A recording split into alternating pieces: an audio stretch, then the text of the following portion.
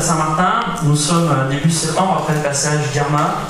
Et le matin, je regarde autour de moi.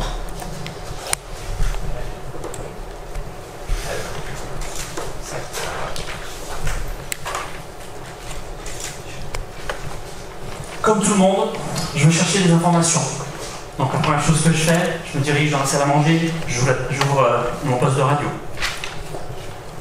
Pas d'émission. J'allume ma télé. Pas d'émission non plus. Je regarde mon téléphone portable, pas de réseau.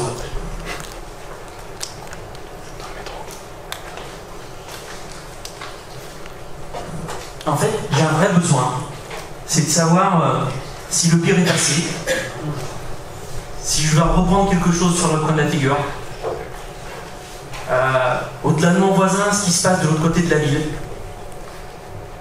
avoir des nouvelles de mon île, de mon département, de mes voisins.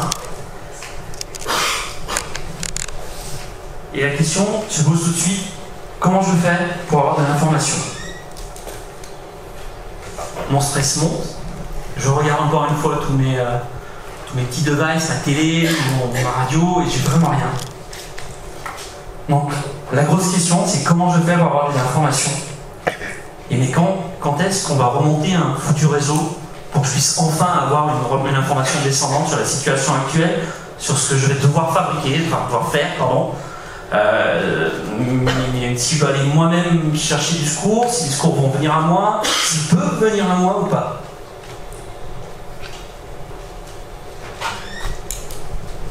Et donc du coup, c'est ça qu'on va essayer de vous présenter. Ce qu'on appelle le projet Muse, qui permet finalement de répondre à cette problématique de rapidité, de remettre en place les communications, en tout cas les informations, au niveau diffusion, c'est-à-dire à l'ensemble de la population. Comment est-ce qu'on fait pour toucher le plus de monde? Donc on a dit radio, télé, pourquoi pas cellulaire, mais c'est pas si simple en fait. On a vu les pylônes tout à l'heure qui étaient démontés. On ne va pas envoyer des gens d'entretien pour essayer de remonter les pylônes, ça va durer quelques temps. Donc là, l'idée, en fait, c'est comment faire pour faire quelque chose de très rapide. Et bien en fait, la diffusion de la télé, de la radio, ça peut se faire très simplement. On a besoin, d'un émetteur, et deux, d'une antenne. Mais l'antenne, il faut qu'elle soit bien placée. Alors le plus simple, c'est de la faire monter. Plus on la fait monter, en fait c'est un peu comme l'horizon visuel, plus vous voyez, vous couvrez une large population. Dans le drone, il y a un émetteur télé. Un émetteur télé qui est ici. En fait, ça c'est un émetteur télé. Ça c'est juste un petit microprocesseur.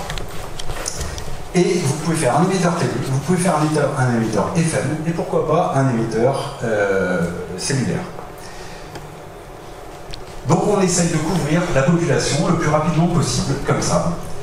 Et l'idée c'est de donner des informations critiques, les premières informations, à l'ensemble de la population, c'est-à-dire pour les rassurer. Et on a besoin, en fait, finalement, d'un drone et puis ce genre de petites, de petits Raspberry. Voilà. Ça, c'est la couverture qu'on a calculée pour, par exemple, Saint-Martin. Et voilà ce qu'on fait un petit drone dans transporter. Ici, en fait, on va vous faire une petite démo du modulateur TNT. Donc en fait c'est simple, ici on a un récepteur TNT que tout le monde a à la maison. On pourrait faire la démo avec un récepteur FM, hein, on ne l'a pas fait actuellement. Il faut savoir qu'il y a un SDR dedans, donc quelque chose qui peut faire l'ensemble des modulations si vous voulez. Et on va essayer de zapper sur la démo. Avec qui écoute. Il doit être là. Est-ce que j'ai... Alors, j'allume mon décodeur. Il est là. Alors, il s'est mis en veille. Oui, c'est vrai. Non, c'est bon, il est là. Exit. Et là, je tombe sur...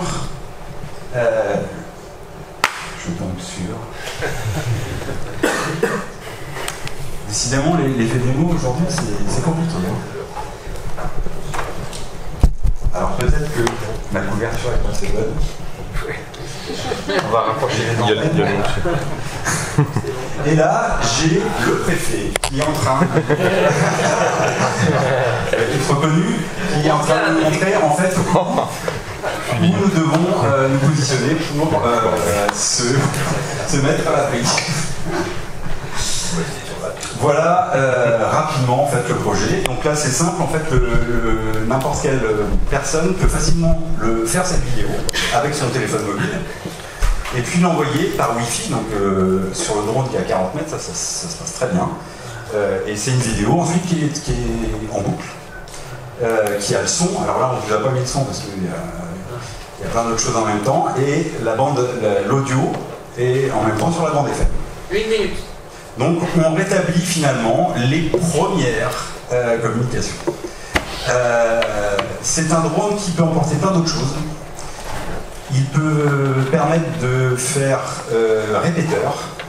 Et donc du coup c'est un petit peu un projet transversal par rapport à d'autres qui ont imaginé beaucoup de choses en cas d'usage. Et nous on est un peu plus sur le transport. C'est-à-dire que on peut faire un relais, c'est-à-dire des émetteurs très peu puissants peuvent être relayés par le drone et puis être envoyés beaucoup plus loin, puisqu'on a la hauteur. Voilà un petit peu le projet. Je voulais m'attarder un peu plus sur la technique, mais on va s'arrêter là et je répondrai à vos questions avec grand plaisir. Juste parce qu'il nous reste 30 secondes pour finir. Ce qu'on ne vous a pas expliqué là, parce qu'on était un peu pris longtemps, on a fait quand même des vraies études de couverture sur la partie IRMA. Et en gros, en passant d'un émetteur à la même puissance qui sera au niveau du sol à 40 mètres de hauteur, donc c'est un drone qui est fixe, il monte à 40 mètres, il va rester, c'est pas un drone qui va être appelé à se déplacer. Là, on passe au sol, il faudra une centaine de points comme ça pour couvrir à peu près la partie française de l'île. Si on monte à 40 mètres, on tombe à environ 16 points à mettre en place. Parce que c'était important de voir la notion pourquoi on prend de l'altitude. Ok. Est-ce qu'il y a des questions?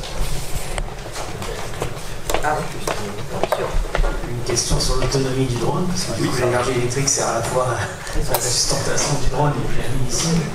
Alors, si vous serait bien. C'est quoi l'entrée C'est bon. Voilà. Alors en fait, quand vous voyez le drone, effectivement l'autonomie d'un drone c'est à peu près 20 minutes. Hein. On a développé, ça c'est déjà fait, avec des amis radioamateurs qui font des drones, un système de drone captif. C'est-à-dire que finalement, toute la puissance, enfin toute l'énergie est envoyée par le sol. C'est-à-dire que vous avez un fil de 40 mètres. Tout simplement. Et donc du coup, avec une source d'énergie, soit batterie, soit alternateur, etc. Il faut savoir que là, on l'a présenté sous forme de drone, mais si vous avez une échelle de pompier qui fait 40 mètres, c'est possible aussi. En fait. Le concept, c'est d'avoir un transpondeur en fait, portable.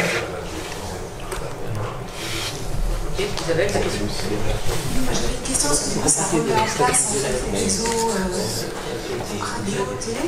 Oui. Est-ce qu'il y a une information en amont qui est donnée à la population pour savoir sur quelle fréquence elle doit se placer en fait, pour pouvoir recevoir le signal? Alors,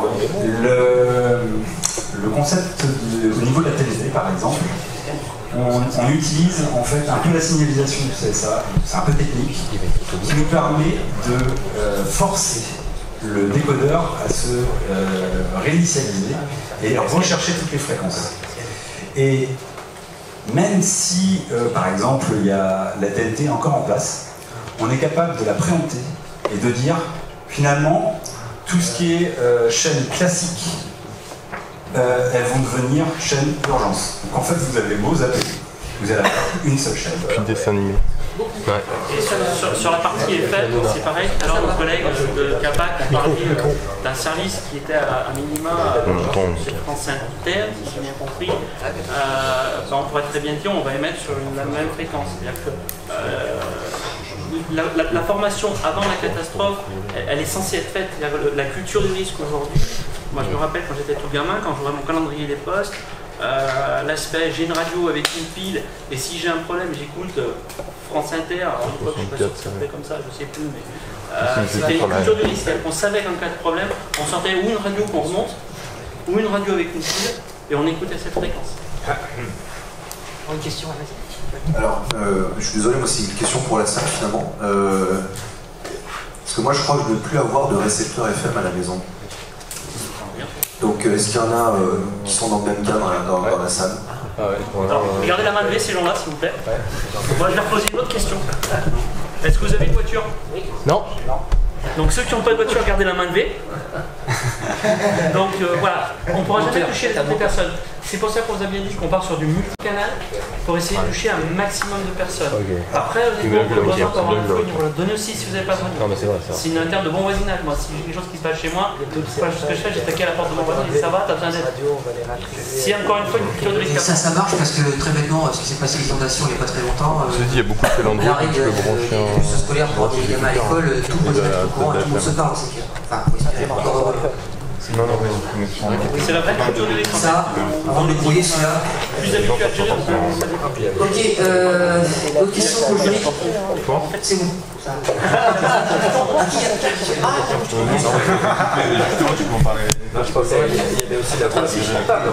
Alors en fait, voilà, ce qu'on est parti. Pour l'instant, dans le projet que nous on n'est pas parti sur remonter une bulle wifi avec elle. Mais techniquement, c'est une question de charge. Par contre, on a posé des questions sur le GSM, je réponds. Sur le GSM, on vous a parlé d'un module GSM qui a été mis en place. L'idée, alors je vais taper sur les doigts, mais c'est pas grave, c'est d'activer du broadcast, c'est-à-dire de la diffusion. Ah, c'est pas bien. La diffusion d'alerte, même sans réseau. C'est-à-dire que la personne, au pire, ne va pas prendre des nouvelles, par contre, elle recevra un message en lui disant confinez-vous chez vous. Le seul podcast. J'aurais voulu le déployer aujourd'hui, on avait un petit problème de BTS avec elle, dommage, mais autrement on aurait pu faire ça. C'est le module blanc qui est sur la table, ça ressemble à ça, à minima. Mais il y a un showroom qui a été mis en place par Gaël, si après si ça vous intéresse, vous pouvez venir faire un tour. attention avec les coupes. C'est bon la démo? Non, c'est bon. Ok. Sébastien, j'ai pas de trace dans Très bien, on peut les applaudir aussi dans le droit.